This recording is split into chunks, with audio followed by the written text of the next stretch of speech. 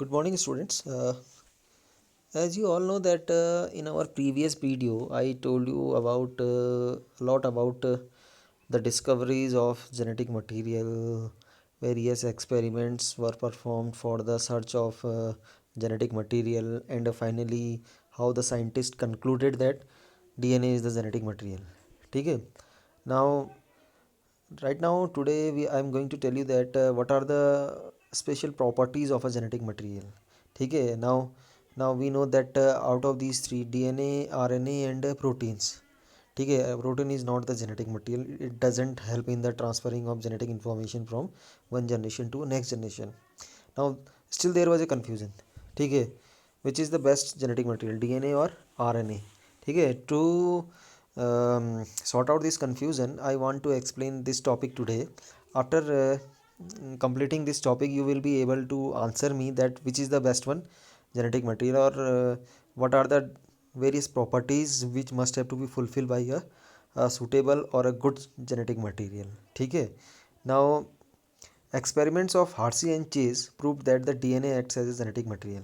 तो हार्सी और चेस के एक्सपेरिमेंट के बाद ये कम्प्लीटली प्रूव हो गया था कि जो डीएनए है वही क्या है, जेनेटिक मटेरियल है.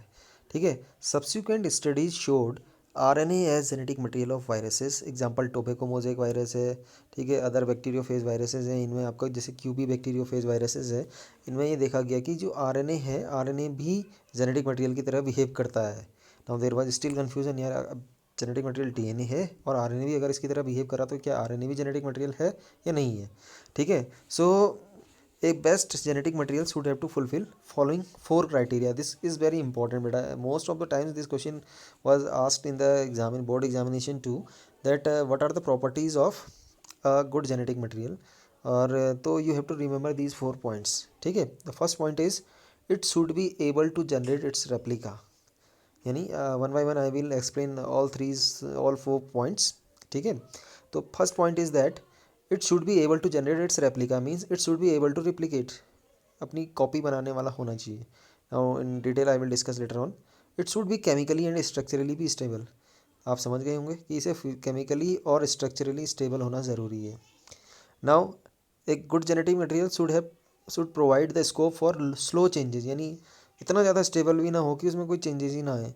यानी उसमें चेंजेस नहीं आएंगे. चेंजेस का मतलब है म्यूटेशन नहीं आएंगे. अगर slight change in the structure of the DNA और आरएनए और genetic material is called as mutation. तो यानी उसमें चेंज आने वाला हो. अगर चेंज आएंगे तभी तो इवोल्यूशन होगा.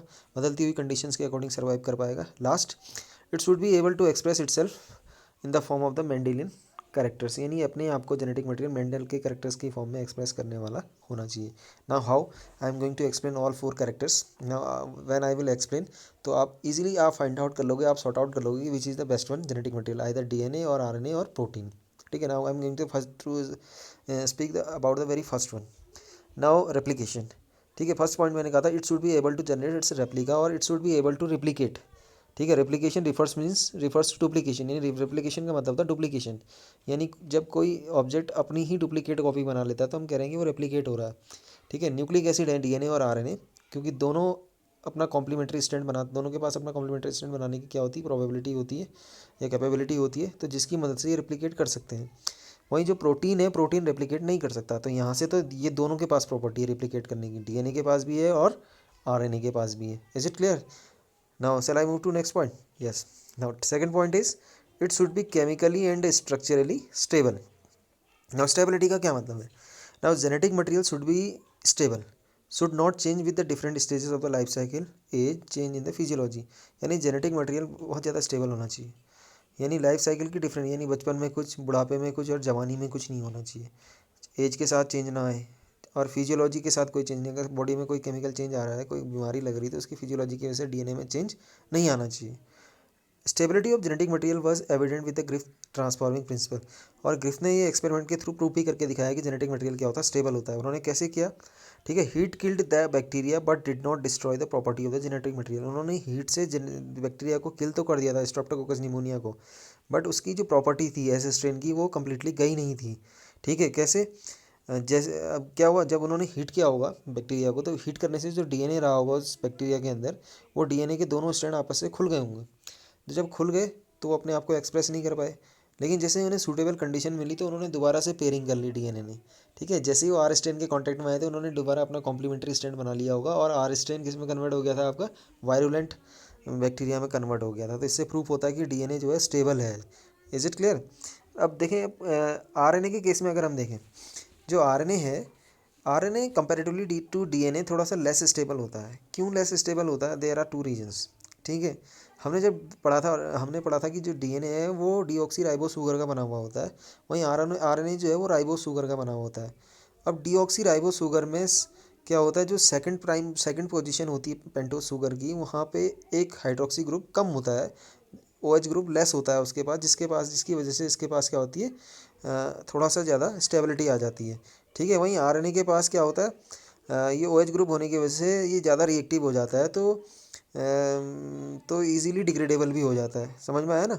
इसके अलावा RNA is catalytic reactive. RNA जो है कैटालिटिक का काम करता है, यानी एंजाइम्स की तरह बहुत ज़्यादा रिएक्टिव भी होता है। वहीं डीएनए जो है केमिकली लेस रिएक्टिव होता है, स्ट्रक्चरली मोर स्टेबल होता है। वहीं आरएनए जो है क्या है, मोस्ट रिएक्टिव है और इसका स्टेबिलिटी भी कम है। तो डीएनए को हम कह सकते हैं कि ये बेटर क्या है, जेनेटिक मटेरियल है कंपैरेटिवली टू द आरएनए। इसके अलावा डीएनए में जो थाइमीन होता है, ठीक है, the presence of thymine in place of uracil adds more stability in case of the DNA, ठीक है। अब थर्ड की बात करते हैं म्यूटेशन की। तो देखो मैंने कहा कि there should be less chances of mutation also. अब देखो डीएनए में भी म्यूटेशन हो सकता है, आरएनए में भी म्यूटेशन हो सकता है। अब देखो बहुत तेज़ी से म्यूटेशन होगा तो वो भी फ़ायदेमंद नहीं है। अगर स्टेबिलिटी कम होगी जेनेटिक मटेरियल में तो बहुत तेज़ी से म्यूटेंट होगा वो, ठीक है। वो DNA and RNA can mutate but RNA unstable mutate faster. RNA की स्टेबिलिटी कम होती है जिसकी वजह से उसमें म्यूटेशन ज़्यादा तेज़ी से होता है। तो यही रीज़न है कि वायरस जो है, वायरस में मोस्टली जो वायरसेस जो इन्फेक्शियस होते हैं उनका जो जीनोम होता है वो आरएनए होता है, उनके पास तो डीएनए होता नहीं है। तो बहुत तेज़ी से क्या करता है, म्यूटेंट होता है, म्यूटेशन करता है, ठीक है। Viruses with RNA genome shorter life span, prone to mutate and evolve. तो इसीलिए आपने देखा होगा वायरसेस में बहुत जल्दी से म्यूटेशन होता है और इवोल्यूशन उनमें काफ़ी तेज़ी से होता रहता है, ठीक है।